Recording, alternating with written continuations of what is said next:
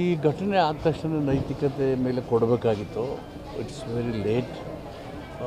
ಕೇಂದ್ರ ಸರ್ಕಾರ ರಾಷ್ಟ್ರದ ಶಿಕ್ಷಣ ನೀತಿಯನ್ನೇ ತಪ್ಪಾಗಿ ಜಾರಿ ಮಾಡಿ ಯುವಕರ ಭವಿಷ್ಯವನ್ನು ನಾಶ ಮಾಡ್ತಾಯಿದ್ದಾರೆ.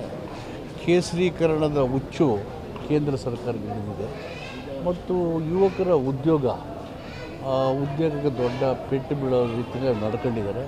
ಹೀಗಾಗಿ the prime minister himself would have been resigned. Sir, ಮೊದಲನೇ ಸಚಿವ ಸಂಪುಟದಲ್ಲಿ ಕೈ ತಪ್ಪಿತ್ತು ಮರೆಯುವ, ಎರಡನೇ ಸಚಿವ ಸಂಪುಟದಲ್ಲಿ ಅವಕಾಶ ಸಿಗುತ್ತೆ. ಅದ್ರ ಬಗ್ಗೆ ಏನು ತಲೆ ಕೆಡಿಸ್ಕೊಂಡು ಅದು ಹೈಕಮಾಂಡ್ ವಿಚಾರ. ಮುಖ್ಯಮಂತ್ರಿ, ಎಕ್ಸ್ ಚೀಫ್ ಮಿನಿಸ್ಟ್ರು, ಪಾರ್ಟಿ ಅಧ್ಯಕ್ಷರಿಗೆ ಹೈಕಮಾಂಡ್ ಬಿಟ್ಟಿದ್ದು. ಅಲ್ಲ, ಸಿಗುತ್ತೆ. ಅದ್ರ ಬಗ್ಗೆ ನಾನು ತಲೆ ಕೆಡಿಸ್ಕೊಂಡು ಪಕ್ಷದ ತೀರ್ಮಾನ. ಸರ್, ಸಿದ್ದರಾಮಯ್ಯ ಅವರು 2028ಕ್ಕೆ ನಾನು ಸ್ಪರ್ಧೆ ಮಾಡಲ್ಲ ಅನ್ನೋ ಘೋಷಣೆ ಮಾಡಿದ್ದಾರೆ ಸರ್.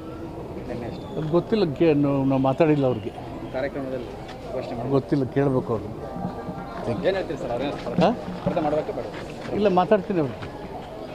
ಇರೋ ತನಕ ರಾಜಕೀಯದಲ್ಲಿ ಇರ್ತಾರಲ್ಲ, ಅವರೇ ಹೇಳಿದ್ರು ಸರ್ 28ಕ್ಕೆ ಅವರು ಇರೋ ತನಕ ಆರೋಗ್ಯವಾಗಿ ಲವಲವಿಕೆಯಿಂದ ಓಡಾಡೋ ತನಕ ಸಾರ್ವಜನಿಕ ಜೀವನದಲ್ಲಿ ಇದ್ದೇ ಇರ್ತಾರೆ. ಯಾಕಂದರೆ ಸಾರ್ವಜನಿಕ ಜೀವನಕ್ಕೆ ಭದ್ರಾಗಿರೋರು.